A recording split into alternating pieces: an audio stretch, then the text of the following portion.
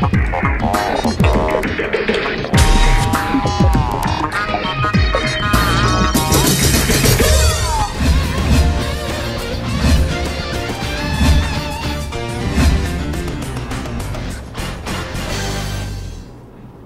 dia, amigo internauta, bom dia, amigo leitor do Consulado Social, chegando com mais uma edição do seu Consulado Notícias aqui na TV Diferente. Bom dia, Jeremias.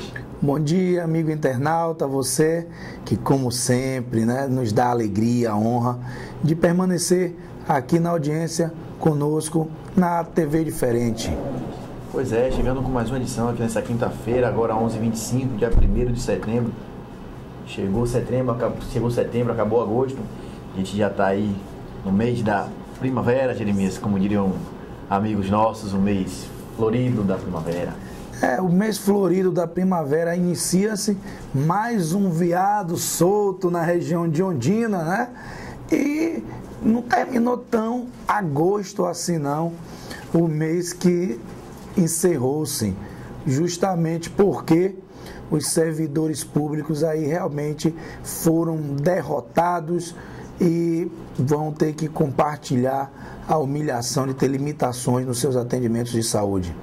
Pois é, as limitações a gente vai comentar daqui a pouquinho. O projeto foi aprovado ontem, na calada da noite, como já era de se esperar, como a gente vinha comentando, se fosse votado, como foi votado, na marra, a oposição, a situação, a base aliada, a base do governo, empurrou na marra, sabe que tem a maioria, levou para votação, depois de muita discussão, não infundada, mas desnecessária, porque não haveria argumento da oposição que demovesse a base do governo, comandada pelo deputado feirense Zé Neto, de desistir de aprovar o projeto que veio lá do Executivo, já veio pronto, algumas modificações, a gente vai falar dos números daqui a pouquinho no segundo bloco, mas a saída era essa, não haveria outro caminho se não fosse a aprovação do projeto que delimita o número de atendimentos, internamentos e exames do Planserv, o plano de saúde dos servidores do estado da Bahia. Para começar, a gente tem uma matéria que Marcelo Aragão trouxe, na verdade são as imagens, né, Jeremias? A gente trouxe a de Portão, que vem para o ar, do entulho na pista. Queria que o Rodrigo rodasse as imagens aí, por favor, Rodrigo. Aí, Jeremias, ali são entulhos, né, na frente da rua, atrapalhando o tráfego, e a gente fica aí sempre chamando a atenção da SMTT, aqui em Lauro de Freitas, né? A questão do entulho, aí a gente também tem que ser racional, tem que ser coerente. É também uma falta de educação ambiental, de civilidade do próprio cidadão, que descarta o entulho de maneira inadequada em via pública e compromete o tráfego da sua própria rua, por sinal, corre um risco de acidente por conta dos desvios, né, de ter os veículos grandes até e veículos menores como motocicletas, por exemplo, terem que trafegar no sentido contrário de tráfego e acabar por ter um acidente, complicações maiores que interferem realmente no trânsito, Pedro, e a gente tem que ficar muito atento a isso, não somente achar que é culpa da administração municipal, porque falta também um pouco de educação ambiental aos cidadãos, Pedro. Pois é, a gente sempre fica atento, alerta, isso não é uma exclusividade de Lauro de Freitas não, em Salvador acontece muito isso, o descarte de forma irregular de entulhos em obras principalmente, e aí tem que ter uma atenção especial, principalmente para quem gere o trânsito na capital, em Lauro de Freitas, porque termina atrapalhando, faz a sinalizaçãozinha e sabe que não é o pessoal da SMTT ou da Transalvador lá em Salvador que vai retirar do ar, não vai retirar do chão o entulho para poder melhorar o trânsito e tudo mais. Não é, a gente sabe que não é, então tem que ficar atento para isso, mas um pouquinho de consciência também é sempre interessante para saber onde descarta, o local que descarta certinho, para não atrapalhar o andamento, ir e vir das pessoas, não pensar só em si próprio, de jogar aqui na frente que é mais perto de minha casa, vou jogar um pouquinho mais lá para trás que não fica perto de minha casa, não vai me atrapalhar, então tem que ter um pouquinho de consciência também, quem faz obra, quem trabalha em obra e tudo mais, né, Jeremias? Verdade. Além disso tudo, há um fator muito mais perigoso, que o descarte inadequado de resíduos gerado na construção civil, conhecido entulho, né, causa também entupimento de caixas de sarjetas, bocas de lobo, como a gente conhece, causa assoreamento dessas caixas de passagem de águas pluviais. E tem um seguinte, pode acabar entupindo esgoto, criando alagamentos, né, e que podem causar transtornos. E aí é quando você fala, tá, vou descartar na frente da casa do vizinho, mas o problema vai vir para a rua inteira. Aí é a rua alagada, quando vem as chuvas, e aqui em Lauro de Freitas a gente sabe muito bem, quando chove qualquer 5 minutos o que acontece. Então não é somente qualquer tipo de inércia da administração municipal quanto ao recolhimento, não. Tem que começar também na educação ambiental, começar no papel do cidadão, do morador, e não descartar o entulho de maneira inadequada. Comunica a prefeitura, procura fazer de uma forma onde que o descarte seja feito em uma área apropriada, que é obrigação também legal. O município deve prover-se de uma área adequada para o descarte de resíduos gerado na construção civil, Pedro. Pois é, entulho também faz parte do cenário do terreno que fica ao fundo da Secretaria de Cultura aqui de Lauro de Freitas. Aqui, Rodrigo, por favor, rodar essas imagens aí da Secretaria de Cultura. Além de entulho, tem um ferro, um mundo de coisa abandonada, uma coisa feia, um ambiente feio, logo atrás da Secretaria de Cultura de Lauro de Freitas, que não está conseguindo gerir no próprio quintal, quem dirá a cultura de uma forma geral no município de Lauro de Freitas, né? A prova disso é a nossa concha acústica, que até hoje nunca fez um show acústico, né, Dias? Quem não consegue, Pedro, fazer reparos, reforma ou dar uma utilização eficaz, eficiente ao seu próprio espaço físico, quiçá a concha acústica da cidade, será que esse entulho que está na via não é um entulho que foi retirado aí desse fundo da secretaria? Aí sim, aí a gente vai retirar qualquer tipo de culpabilidade aqui do cidadão. Porque se esse entulho aí, que está na via, em Portão, for da Secretaria de Cultura, aí realmente a gente chegou no ápice da irresponsabilidade. Eu quero crer que não, a gente está aqui brincando, tentando associar as coisas, mas eu quero crer que não. Né? E aí o que é que a comunidade de Portão também pode esperar? Cultura. Se a cultura da administração municipal tem sido do descaso, a cultura da administração municipal tem sido a cultura do abandono ao município, a cultura da administração tem sido uma cultura de fazer vistas grossas aos problemas da sociedade local. Então a gente só tem a lamentar. Por exemplo, o terminal turístico de Portão está aguardando reforma até hoje. Ou será que também esse entulho foi retirado do terminal turístico? Ah, não deve ter sido, porque lá não está tendo nenhum tipo de intervenção. A comunidade aguarda todo esse tempo.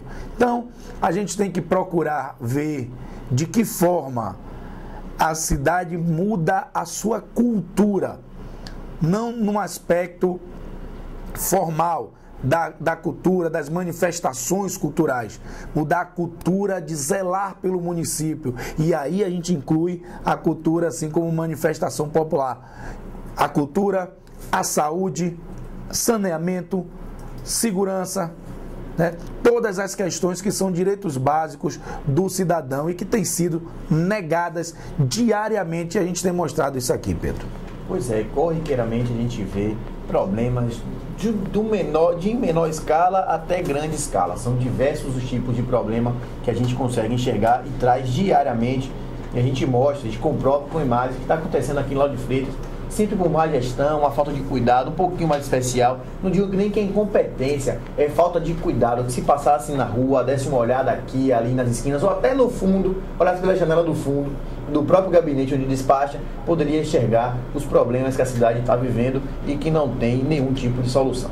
Agora são 11h34, a gente vai fazer mais um intervalo e volta daqui a pouquinho com o segundo bloco do Consulado Notícias aqui na sua TV Diferente.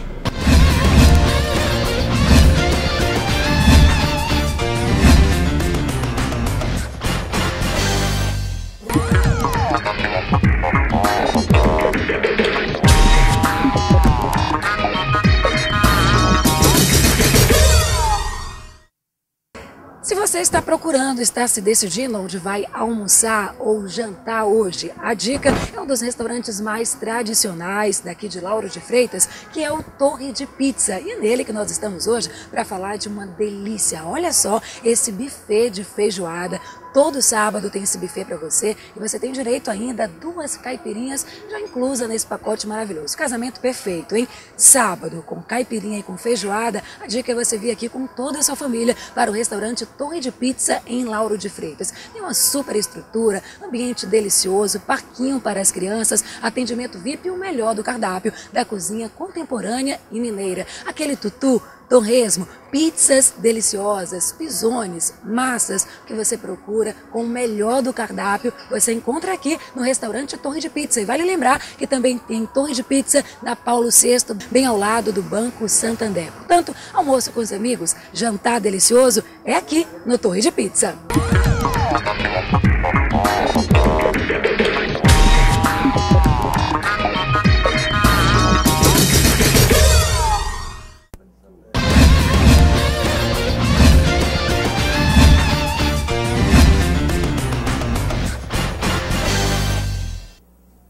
Voltamos, 11h36, aqui na sua TV Diferente, com o Consulado Social Notícias, segundo bloco. A gente recebeu informação agora de um incêndio lá no Lucaia, né, Jeremias? Um incêndio lá correndo lá no Lucaia. Então, o pessoal que puder evitar trafegar, transitar por aquela região ali, seria muito interessante para não correr risco. Hoje também a gente queria chamar a atenção para o dia do profissional de educação física. A gente tem o Rafael Luiz, que apresenta o programa Diferentes Esportes agora antes do nosso programa aqui, é profissional de educação física, além de árbitro também. Parabenizar todos os profissionais de educação física que tentam manter a gente em forma, mas nem sempre consegue, né? Não tem conseguido não, A culpa não é deles, não, é mais por causa do desleixo, dos preparados do que da gente mesmo. Então, parabéns aos profissionais de educação física nesse dia 1º de setembro, que é dia também da bailarina, dia do mês da primavera, setembro, dia bailarina. A gente tem amigos que vão se identificar com o dia da bailarina, vão se identificar com a chegada da primavera. Então, parabéns a todas as bailarinas que fazem com gracejo essa arte, né? É isso mesmo, o profissional de educação física, a bailarina, profissional do balé, né? Fazendo aí do corpo o seu instrumento de trabalho. E lógico, a gente prefere ver a plástica, a beleza do trabalho, né, das bailarinas. É muito mais interessante de ver, até porque o profissional de educação física gasta o corpo da gente e dói tudo no final. Pois é. Vamos fazer uma escalada de notícias rapidinho. A gente normalmente traz notícias importantes, interessantes. Essa aqui é importante, mas não é nem um pouco interessante. Seu Cândido Vascareza, o que é líder do PT na Câmara Federal, disse que Dilma aceitaria sim uma nova CPMF, aquela contribuição para o chamado imposto do cheque, mas não era só em cima do cheque não. Se você tirar R$5 lá no caixa eletrônico, ele já tira um centavozinho seu, um centavozinho ali, um centavozinho aqui, que era para ter sido uma contribuição passageira para poder ajudar nos fundos e aí recursos para a saúde, mas isso nunca aconteceu, a gente sabe que nunca aconteceu. Continuou durante um bom tempo, venceu, não conseguiu. Uma das grandes derrotas da bancada do PT, ainda no governo Lula, foi perder a CPMF.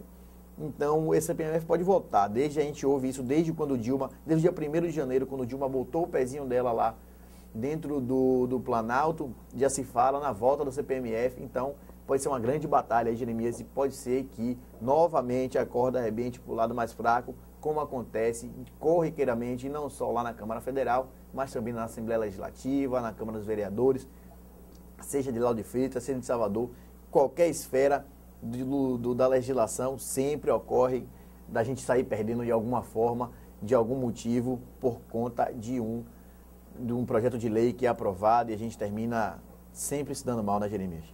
Verdade.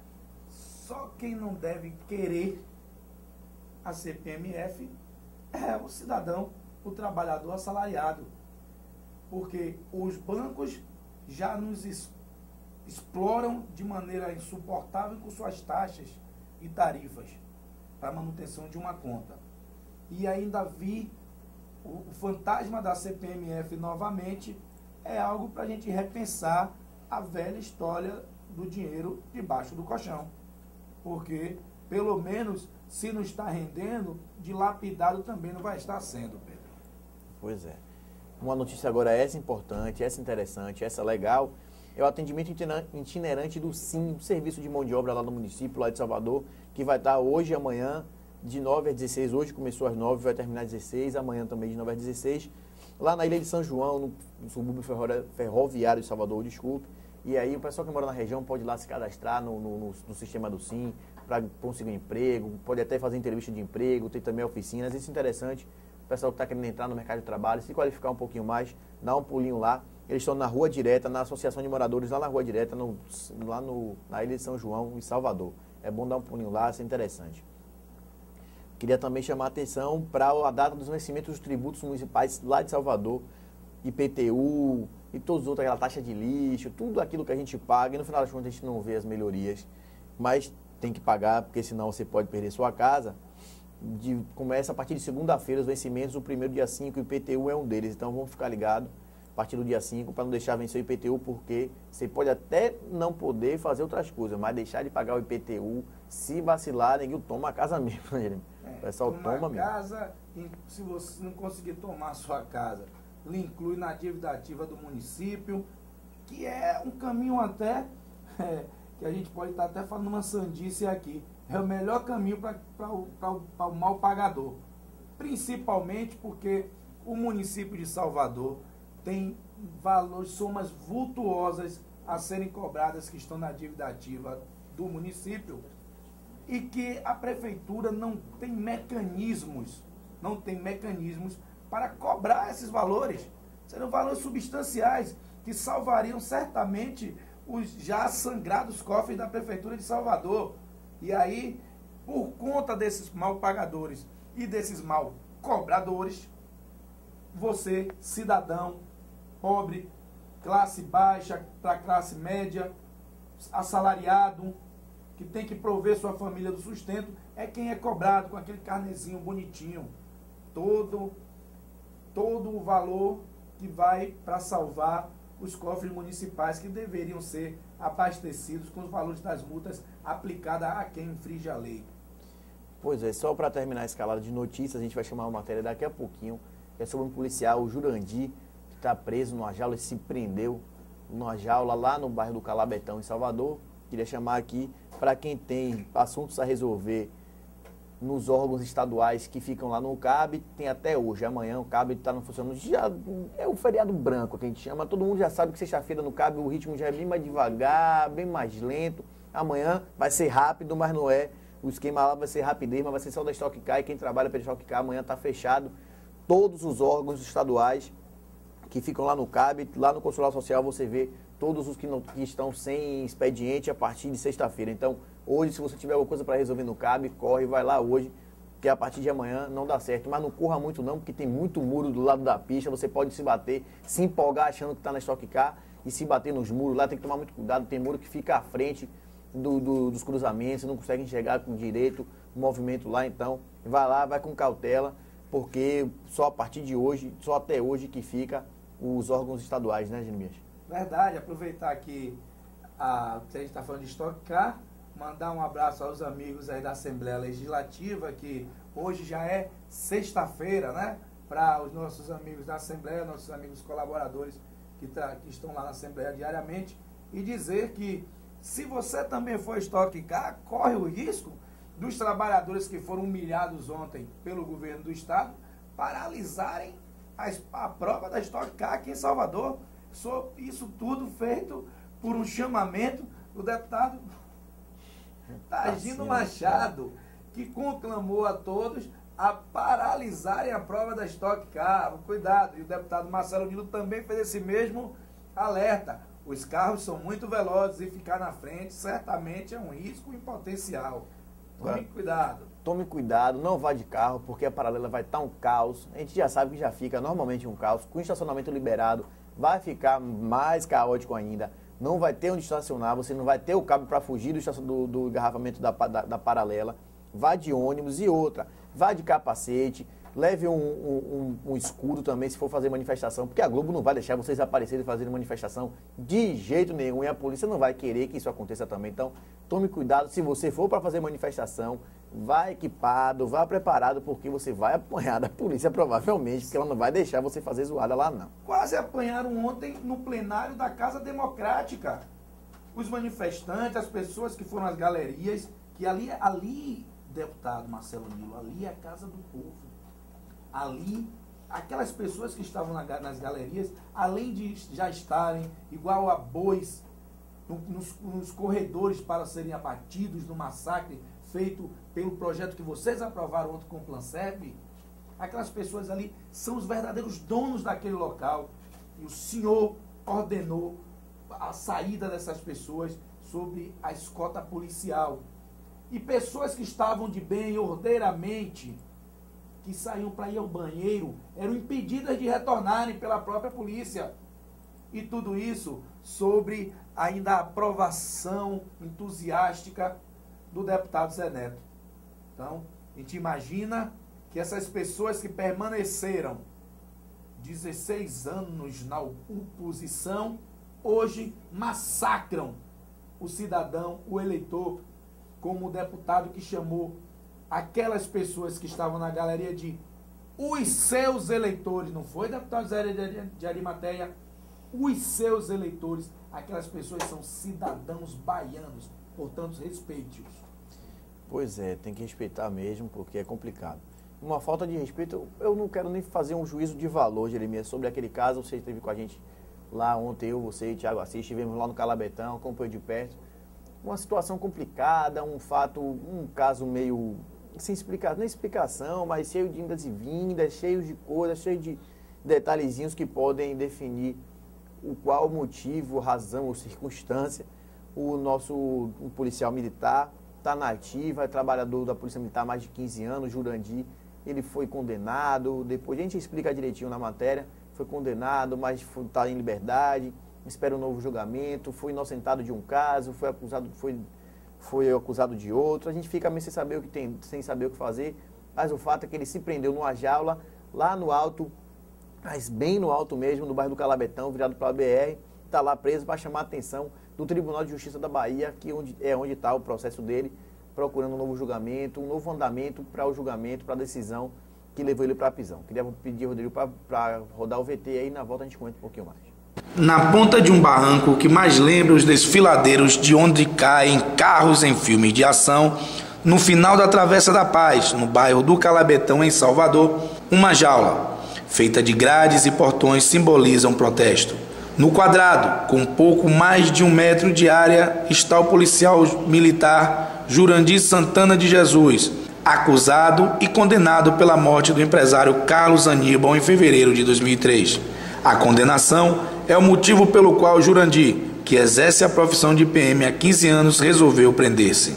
Ele alega inocência no caso cheio de idas e vindas. Julgado e condenado a 15 anos de prisão em 2009, Jurandir chegou a ficar preso por 1 ano e meio, mas recorreu e, desde então, recebeu o direito de esperar em liberdade por um novo julgamento que ainda não tem data marcada, motivo que o levou a prender-se na jaula. De acordo com Wagner Martins, advogado do PM, Jurandir não tem envolvimento com o caso, já que nem sequer conheceu Aníbal. De acordo com ele, o policial passou a prestar serviços de segurança a sócios da vítima, condenados pelo crime de mando em fevereiro de 2004, quando o crime já havia ocorrido. O advogado apresenta laudos e documentos que indicam que o acusado estava trabalhando no dia do crime, e um depoimento de um dos empresários que garante a informação de que Jurandir não conhecia a vítima.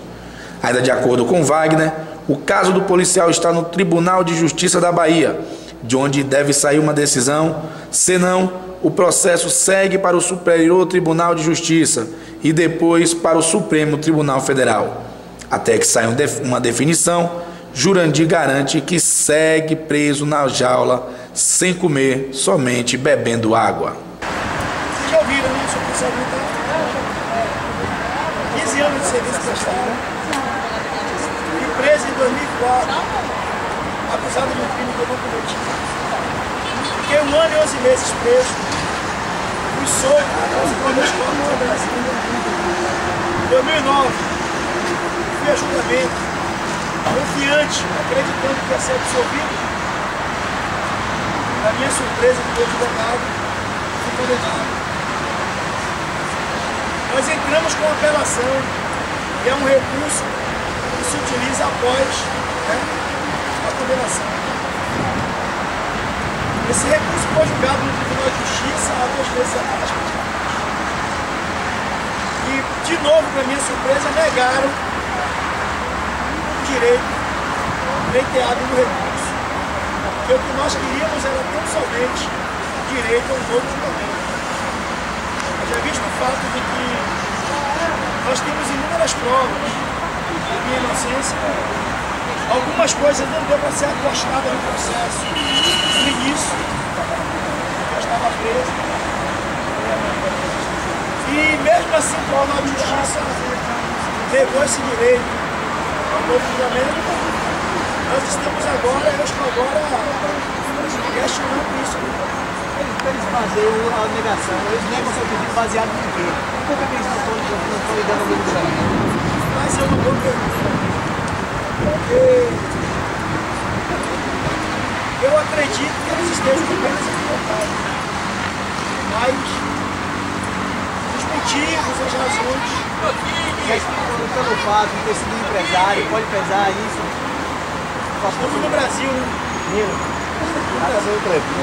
Aconteceu de que forma? Por que acusaram de Olha, a forma que aconteceu eu não sei. Eu vim tomar conhecimento desse fato já na sala da delegacia de homicídios, dia 28 de maio de 2004. É que eu vim tomar conhecimento do fato já sendo acusado de participação. Haja visto que um dos suspeitos de autoria do fato era um cidadão que morava aqui no bairro, que trabalhava na associação, prestava serviço à minha associação, serviço de vigilância. Então o crime foi me pegar, o cara trabalhava para mim aqui. O delegado achou que o crime acreditava dessa forma que a segurança e a vigilância ou os integrantes da associação estariam. E aí. Pois é, você viu o Jurandir aí tentando explicar um pouquinho, bem complicado, ele estava muito no alto, quando a gente conseguiu falar, ele estava muito no alto, a gente cá embaixo falou gritando, eu conversei com ele um pouquinho. Aí ele explicou a situação, depois eu conversei também, a gente conversou com o advogado dele, para explicar, para elucidar um pouquinho, para explicar para você o que aconteceu. Aníbal foi morto em fevereiro de em novembro de 2003, quando o Jurandir era presidente da Associação de Moradores lá do Calabetão e tinha uma espécie de firma de segurança para a região, que não tinha muita segurança e tal. Ele é policial, trabalhava com algumas pessoas, essas pessoas faziam segurança ali pela região. Morto em 2003, os sócios de Aníbal, segundo o advogado. Essa história foi que eu ouvi tanto de Jurandir como o advogado do Jurandir. Ele foi procurado meses depois, em fevereiro de 2004, para poder fazer a segurança da empresa, tanto do Aníbal como do sócio, que era um hortifruti granjeiro, ali perto por Pirajá. E a partir daí, a polícia, quando percebeu essa movimentação, que havia lá seguranças, segundo disse o advogado, eles partiram do pressuposto, trabalharam com a ideia de que foi crime de mando pelo gerente, pelos sócios de Aníbal, e que os autores do crime teriam sido Jurandir e mais 3 outras pessoas, 4 pessoas no total. E aí, a partir disso, ele alega a inocência dele. Daí a gente vê na matéria, aí lá no site consuladosocial.com.br, você também consegue ver alguns documentos apresentados como prova de que ele estava trabalhando no dia, ia chamando o módulo policial lá no bairro da Paz, no momento do assassinato, lá em 5 de novembro de 2003. A questão é essa, ele já foi julgado, foi inocentado da tentativa de homicídio, que foi junto com o crime de Aníbal no mesmo dia, mas foi condenado a 15 anos de prisão no caso da morte de Aníbal. Então, a gente fica sem entender aquelas indas e vindas da justiça. Eu, particularmente, não tenho muito conhecimento de lei criminal, sou jornalista, não sou advogado, não tenho conhecimento, então, e nem muito menos juiz, para criar nenhum tipo de juízo de valor sobre o caso. Então, A gente foi lá, cobriu o fato. Ele me pareceu um cara que tem filho, uma filha de 17 anos, é casado, cara que tinha uma vida aparentemente normal, fora da polícia militar. Então a gente não pode fazer nenhum juízo de valor e esperar o processo caminhar aí pelo Tribunal de Justiça da Bahia ou no STJ, para onde ele pode ir depois, ou terminar no STF, que é a última instância da justiça no país. Jeremias, que você teve a mesma sensação que eu tive, uma sensação de dúvida, sem saber do que a gente está se tratando, mas como jornalistas, como profissionais de comunicação, a obrigação da gente é trazer o fato, esclarecer, mostrar para cá e não fazer nenhum tipo de juízo de valor, porque não cabe a gente, né? Não cabe, nós não somos juristas, não somos operadores do direito, portanto, a nós cabe o papel de mostrar o fato, mostrar o drama, porque nenhum indivíduo em sã consciência vai construir com as próprias mãos uma jaula, uma gaiola, uma jaula, aprisionar-se. O risco, além do fato de estar em uma gaiola, estar na beira do precipício, às margens da BR-324, ninguém vai passar por um drama nesse sentido, somente consumindo água, porque quer aparecer. Somente o Jurandir, somente a sua família e as suas consciências e a consciência do Jurandir é que deve estar sentindo o peso de uma decisão como essa.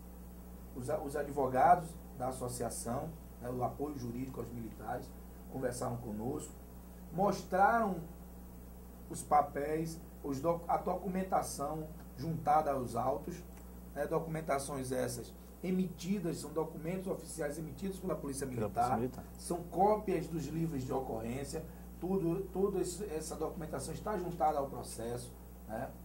E o que o Jurandir quer é que nesse novo julgamento ele possa provar a sua inocência, e segundo as informações, todos os outros acusados, né, todos os envolvidos, acusados nesse crime, foram inocentados e somente a ele está imputada qualquer culpabilidade em relação ao crime.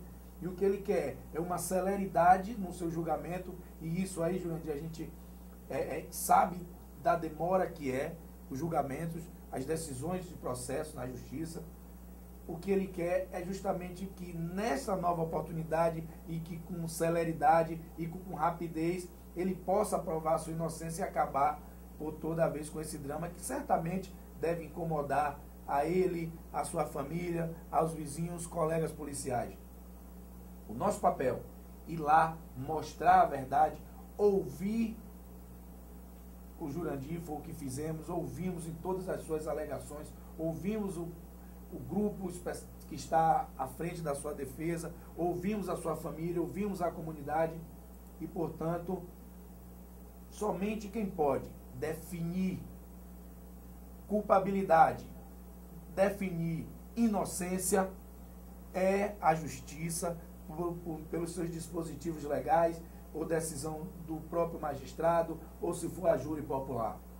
Quero crer que por conta de toda essa comoção, de todo esse drama, de toda essa cena dramática, a justiça há de acelerar os ritos processuais, né? E aqui, apesar de usar os termos mais aproximados, a gente também não é nenhum especialista, não é nenhum causídico especialista no direito, para essa aceleração dos ritos processuais, das questões protocolares que o processo tem que cumprir, né? Não pode ser também algo assodado. Então, a gente espera que a verdade venha a prevalecer na sentença que deva condenar ou deva inocentar o policial militar Jurandir. Esse é o nosso papel. Nós, creio eu, Pedro, que fizemos com responsabilidade, sem fazer nenhum tipo de juízo de valor, desde quando chegamos ao local e até esse exato momento. Agora, é um drama e a gente não quer oferecer isso ao nosso pior inimigo, porque você vê o familiar cá embaixo, o vizinho, vendo o pai aprisionado, já passou do tempo aprisionado no batalhão de choque, e isso deve ser algo que vai marcar profundamente a vida dessa família. E, no final, a decisão da justiça é que vai dizer se o sofrimento continuará ou se o sofrimento cessará. A gente aqui cabe também, nesse dia, nessa oportunidade, nessa ocasião, mostrar também qual foi a decisão após o desenrolar dos fatos. A gente vai estar de olho, pode ter certeza. Meio-dia, vamos fazer um intervalo, a gente volta daqui a pouquinho. Fica com a gente aí.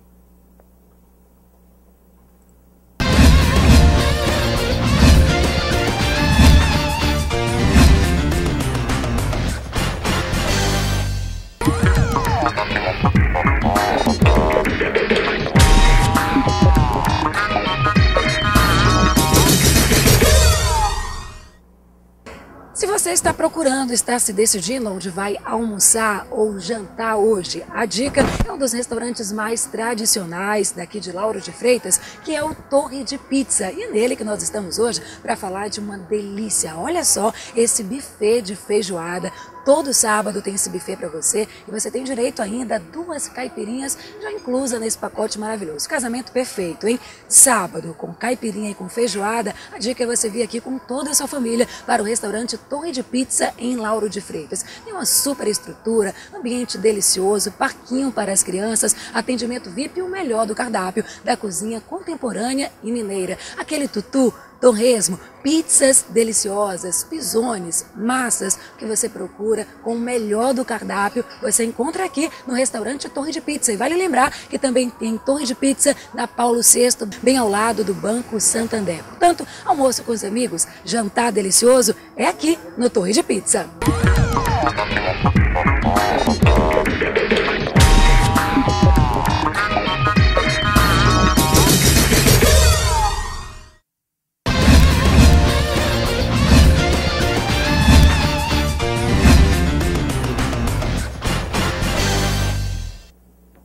Meio-dia e 2, voltando com o terceiro bloco do seu Consulado Notícias aqui na TV Diferente. Vamos falar um pouquinho, Jeremias, da polêmica do Planserv, que ele foi aprovado ontem. Antes da gente comentar e falar das nossas ideias, a gente que teve na Assembleia ontem pela tarde, as modificações ficaram assim definidas. As emergências subiram de 8 para 10, as modificações que foram feitas no texto original, que foi do Executivo para o Legislativo, para a Assembleia Legislativa, foi modificado e assim ficou. Consultas eram 6, passaram para 12. Os exames de 10 para 30. Os exames laboratoriais, exame de sangue, exame de urina, exame de fezes, esses exames corriqueiros que a gente faz, que eles classificam como exame laboratorial. As crianças terão direito, ao invés de 18, 24 consultas. Para as crianças também, a cobertura que era de 2 anos, passou para até 12 anos, então as crianças têm cobertura até 12 anos de idade, como manda o Estatuto da Criança e do Adolescente, que ia ser desrespeitado pelo texto do Executivo, isso vale ressaltar. A lei do Executivo só daria cobertura até 2 anos, é até 12, que está garantido.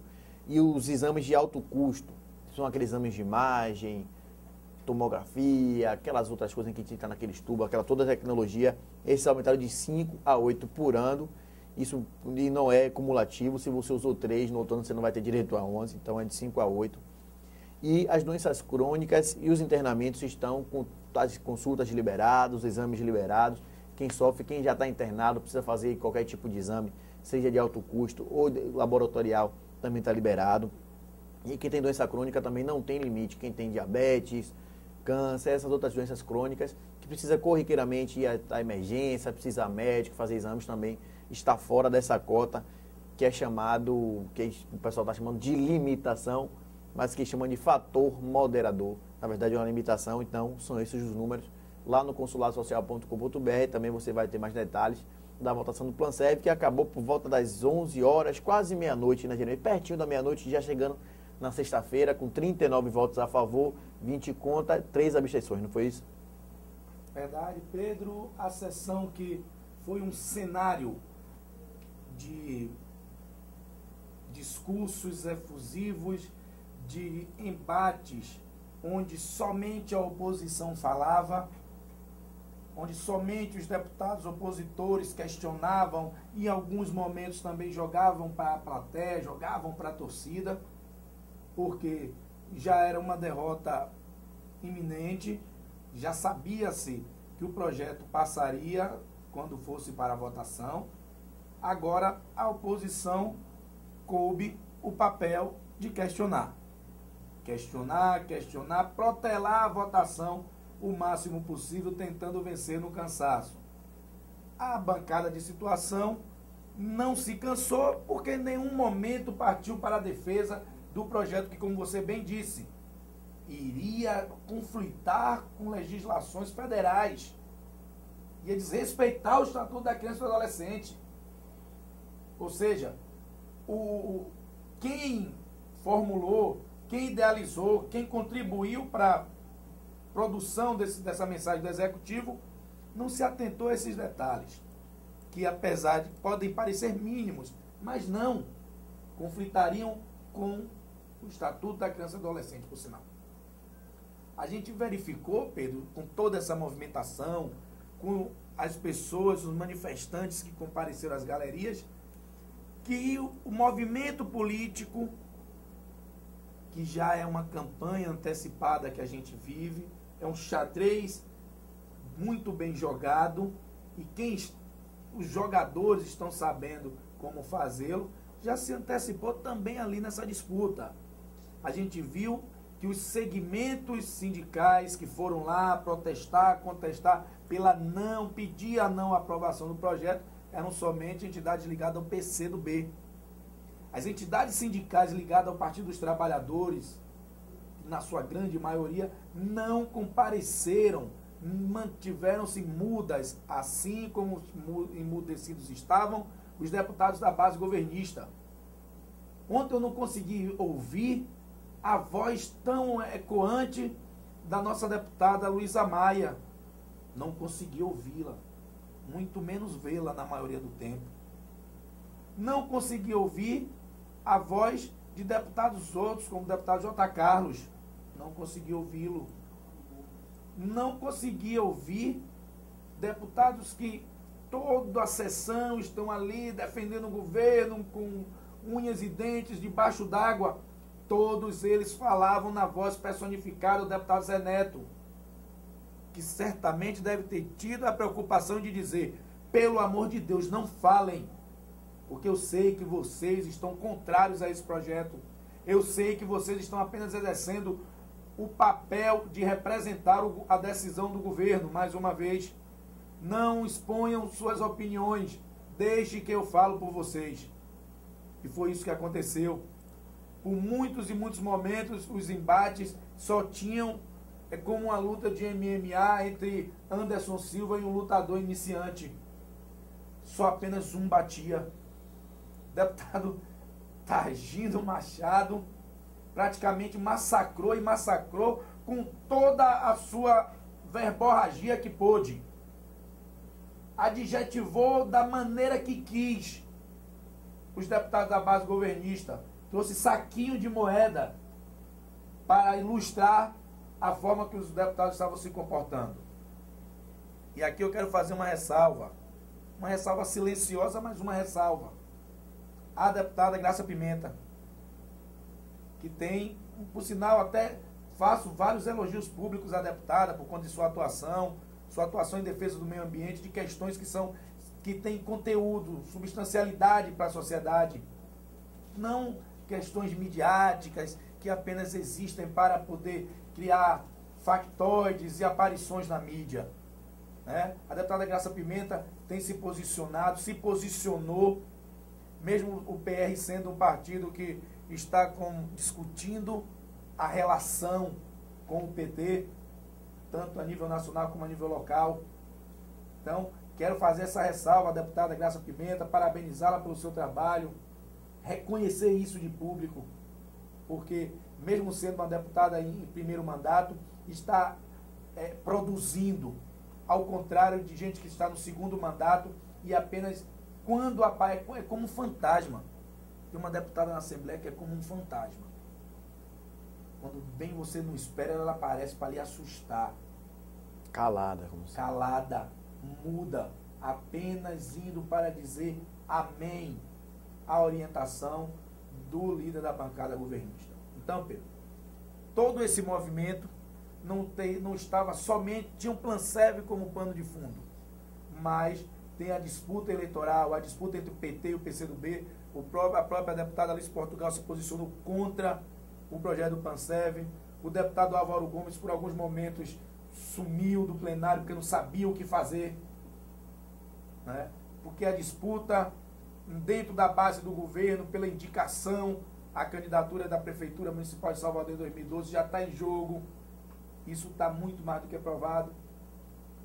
E demonstrou que mesmo com todos os números, não foi aquela goleada que se esperava. Aí os deputados do DEM estavam aonde?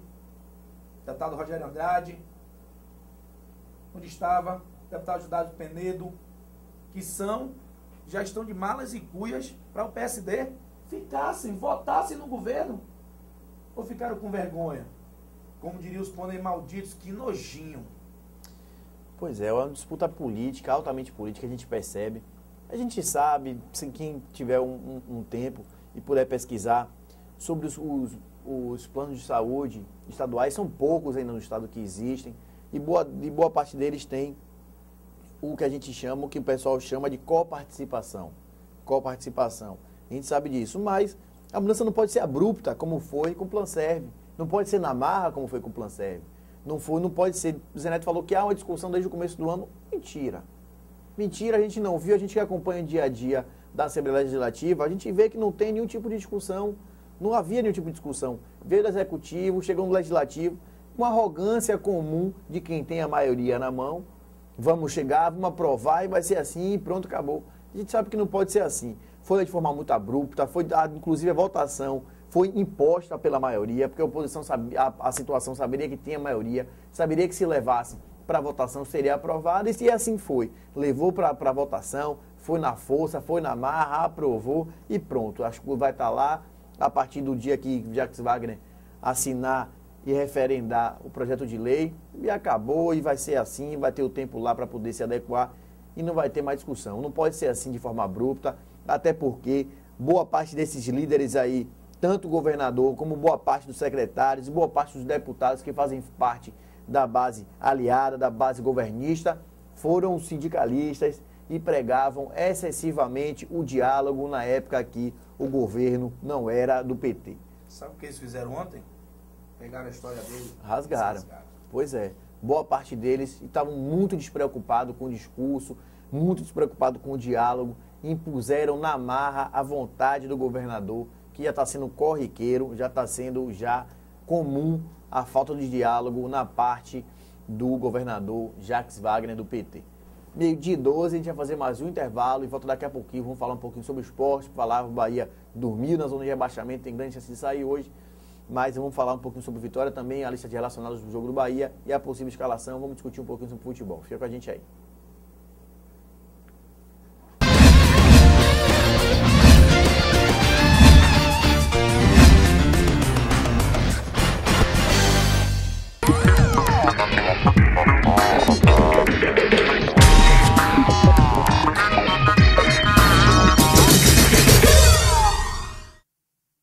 Se você está procurando, está se decidindo onde vai almoçar ou jantar hoje, a dica é um dos restaurantes mais tradicionais daqui de Lauro de Freitas, que é o Torre de Pizza. E é nele que nós estamos hoje para falar de uma delícia. Olha só esse buffet de feijoada. Todo sábado tem esse buffet para você e você tem direito ainda a 2 caipirinhas já inclusa nesse pacote maravilhoso. Casamento perfeito, hein? Sábado, com caipirinha e com feijoada, a dica é você vir aqui com toda a sua família para o restaurante Torre de Pizza em Lauro de Freitas. Tem uma super estrutura, ambiente delicioso, parquinho para as crianças, atendimento VIP e o melhor do cardápio da cozinha contemporânea e mineira. Aquele tutu, torresmo, pizzas deliciosas, pisones, massas, que você procura com o melhor do cardápio, você encontra aqui no restaurante Torre de Pizza. E vale lembrar que também tem Torre de Pizza na Paulo VI, bem ao lado do Banco Santander. Portanto, almoço com os amigos, jantar delicioso, é aqui no Torre de Pizza.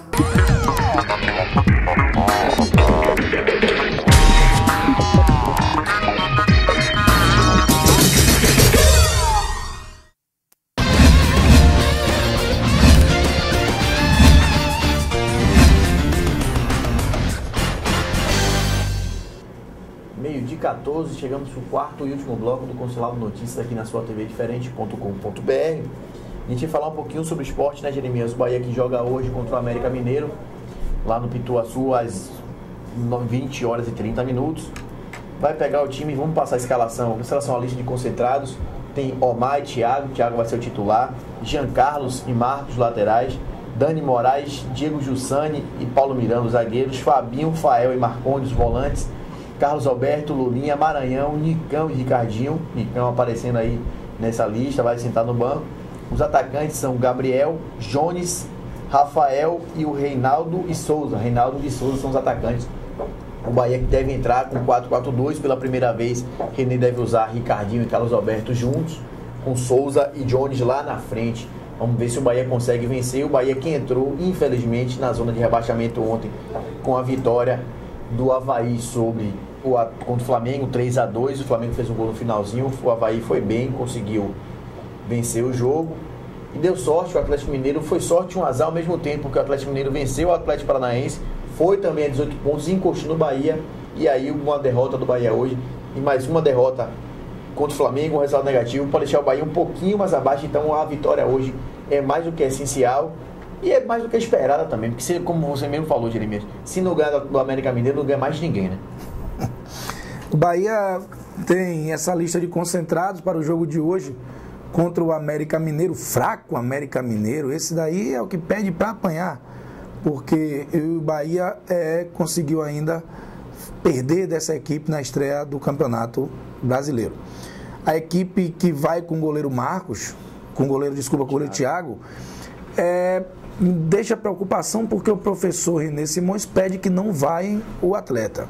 Ou seja, qualquer falha dele você não vai, você não reclama, porque senão pode deixá-lo ainda mais desestabilizado. Eu, Pedro, entraria aí nessa partida com o goleiro Omar, com toda certeza, né?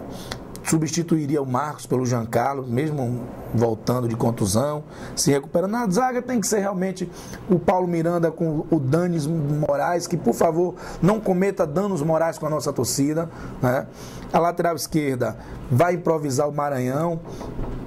Eu até utilizaria o Marcos improvisado em uma das laterais, improvisava os laterais e vinha com uma equipe muito mais forte, realmente com o Carlos Alberto e o Ricardinho, para dar um ritmo maior em determinado momento do jogo, um ritmo mais intenso com o Ricardinho, um ritmo mais ponderado com o Carlos Alberto, e realmente entraria com força no ataque. E aí eu gostaria de ver a juventude do Gabriel com o retorno do Rafael Gladiador. A gente sabe que a escalação vai ser provavelmente o Jones com o Souza, e a gente só tem a lamentar porque o Souza tem servido nas últimas partidas que jogou há muito tempo apenas como uma espécie de zagueiro adversário, e deve ter imposto a sua cláusula de prioridade no elenco para retornar à equipe. A gente só espera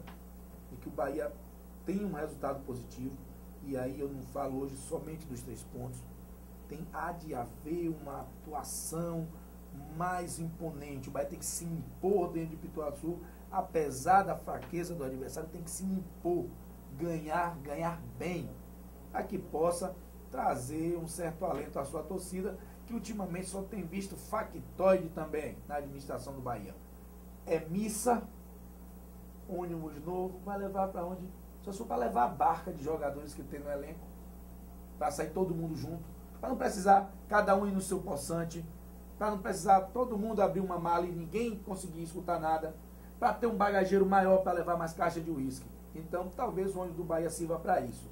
E é festas, enquanto o time está na beira, já dentro do rebaixamento, festas para lançar a camisa, com seu Milton Neves, que a gente não tem nada contra, mas que de torcedor do Bahia nunca teve nada, né? Todo mundo bonitinho, bem ambientado, numa casa espetacular, onde aconteceu o evento, e o time, e o 11 que entra em campo para dar alegria a 35 mil dentro do estado e mais uma grande parte da população do estado, não tem correspondido a toda essa imponência. Espero que não seja igual ao Corinthians, que por sinal completa, entra no seu segundo centenário no dia de hoje. Hoje é aniversário do Corinthians também, Eduardo Silva. Hoje é aniversário do Corinthians. Então, a gente não espera que 80 anos do Bahia seja também um ano maldito, como foi o ano do centenada do Corinthians. Pois é, o Bahia que joga hoje às 8h30, vai lembrar no Pituaçu, você que vai atravessar da Paralela para o Pituaçu, cuidado, não tem passarela ainda, porque a Condé não tem dinheiro para fazer, assim como não tem dinheiro para fazer o metrô também em Salvador, ou tem? Não tem para fazer uma passarela, não tem para fazer metrô, e nós estaremos lá mostrando os riscos que o torcedor, que os trabalhadores do centro administrativo correm diariamente por falta daquela passarela naquele local. E se os senhores quiserem evitar, que carreguem as pessoas nas costas. Pois é, o Bahia joga às 8h30 em Pituaçu, precisa ganhar o jogo, o Bahia tem 20 pontos, está em 17º colocado, precisa vencer para sair da zona de rebaixamento, os resultados não foram bons, o Avaí venceu, o Santos conseguiu empatar um jogo tomando 3-0, conseguiu empatar, passou um pouquinho mais para frente, então o Bahia precisa demais do triunfo hoje contra o América, e a torcida tem que ir com a cabeça que não vai entrar no jogo já para vaiar, nem que vai só o goleiro Thiago, beleza.